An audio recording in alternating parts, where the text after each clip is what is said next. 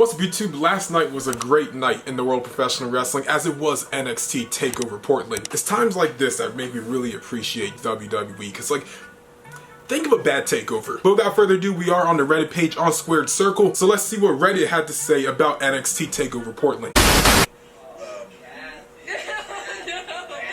Oh, this was Kathy's last day in WWE, wasn't it? I saw that on Twitter. She's actually leaving. She was literally one of the best journalists in WWE, and now she's part of Undisputed Era. So I saw this one tweet floating around after TakeOver. It's from Matthew from Botchamania, right? He makes all the Botchamania videos. So basically he said, maybe I'm old, but the best bit of NXT TakeOvers are the first hour, and then a bit before I'm desensitized to the 99 kickout formula that nearly every match sticks to. Matches are technically good, but by the third hour, blah blah blah, basically saying he doesn't like how TakeOvers have like a bunch of finishes, which probably has more to do with that main event, because Ciampa and Adam Cole, they had a hefty amount of near falls, which I thought was just great storytelling, but for some people, I understand why they feel some type of way. I see it as they don't get the opportunity to have these kind of matches too often, right? But you only get a takeover every, what, like 3 to 4 months each. Let this be the match where they have every single kick out. Let this be the match where they go over the top, because this, for them, is their WrestleMania show every single time. They're all big takeovers. There's not a single takeover match that hasn't been hyped up to be the best of the best. And honestly, you could think of the worst takeover match in your head right now, probably better than like 80% of the main roster pay-per-view matches. The only part of the show that sucked was the 30 seconds that ended the Knox Kai match. That was the writer somehow getting the part where we have any clue who the interloper was. So I guess her name was like Raquel something? I don't know. This is the one match on TakeOver that I wasn't as interested in. I felt like with the story that they were telling, it could have been even better. Not saying it was bad at all, because again, it was still really good.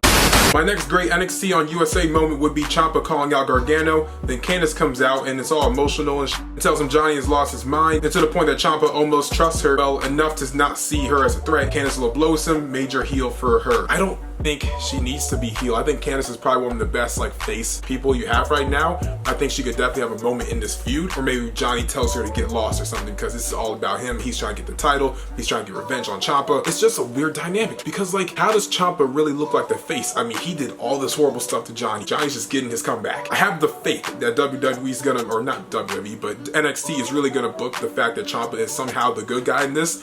Well, I just have no idea how they're gonna do it. Definitely one of my favorite takeovers. Strong show, top to bottom. Incredible wrestling, drama, story progression, character progression. What more could you possibly want? And then the other guy said, I'm still marking out that last match. The layers so great. Forget the last match, the first match. Keith Lee and Donovan Dijakovic.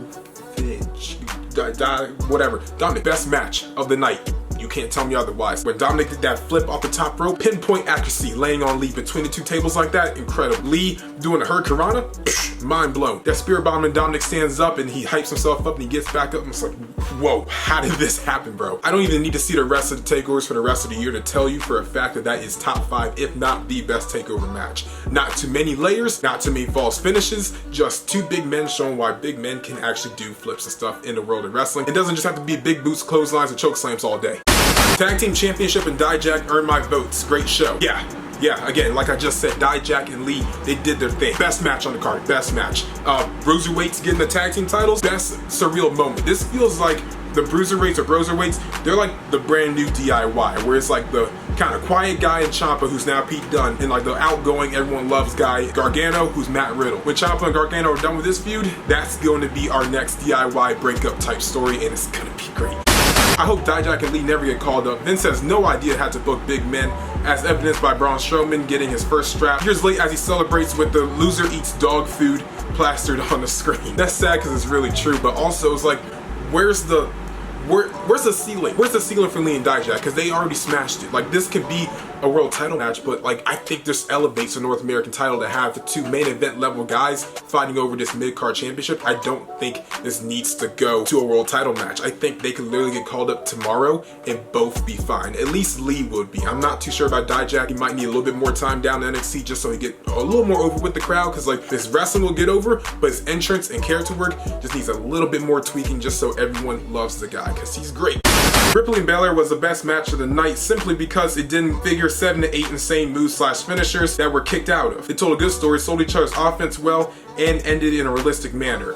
Why didn't Bianca win? Like, oh my god. I know she wasn't going to, because Rhea and Charlotte obviously makes the most sense. It's realistic that she was going to win. It's just the idea that Bianca and Flair would be in my opinion, 100 times better than Rhea versus Charlotte. Or even having a triple threat would probably make the most sense in my mind, but like I'm not upset that she isn't in there. It just feels like she's had the carpet pulled from under her and she can't figure out how to stand back up, because like this was like a moment for her. She had her moment last year against Baszler and then had that fatal 4-way. Now against Ripley, it's like, how are you this EST that's dominating everything but you keep losing the big one? I just don't want to see her keep winning all these cool matches, gets to the big one and flops every single time. She deserves better than that. Also, that attire was on point, making Black history. Oh my god. The tag match was fantastic, and my pick of the night, no. I mean, I can't agree with any of you guys, because Lee and Dijak, they ended the show after it just started. Riddle just keeps getting better and better. He does. What's there to not say about Riddle? Whenever Riddle and O'Reilly are in the same ring together, I think a lot of people on Twitter will agree with this, they make magic. They turn a tag team championship match into like what I want to see as a normal TakeOver singles match. Based off last night, I'm really wondering if Lee versus Dijak, we're gonna call him Dijak, is on the WrestleMania card. Can you imagine letting these two go at it on the big show? Yeah, honestly, like this is a future WrestleMania main event. I mean, like these two complement each other so well. Second. You can say hi if you want. You have to like get in the camera shot. That's not good enough. It's like the blue meanie. That's a wrestler that you don't know, but it's okay. Renee doesn't do it anymore. It's so sad. Who was there? Like she's there, but like apparently the place that where she's. Top to bottom, great show, match after match though. Nothing touched Lee versus Dijakovic. I think I said that right. For me, those two always put on insane spectacles and I love it. That's mainly what Reddit's been saying this entire time. I mean, like, there's really not too much of like bad things to say about any of this. I know I didn't talk too much about Gargano and Belair only because I didn't watch the entirety of the match, but from the little bit that I saw, it seemed very solid, and I heard Belair got the win. Belair calling his DDT the 1916 just sounds so cool. It's just like the dopest thing I've ever heard in my life. But thank you guys for watching this video. If you really enjoyed, make sure to like, comment, share, and always subscribe, and we outie. We going up like 1,000. I'ma flex just like a MuscleManMalcolm. We going up like 1,000. I'ma flex just like a MuscleManMalcolm. When it just like 1, 2, 3. If you like the channel, this subscribe. If you like the channel, this subscribe. If you like the channel, this subscribe.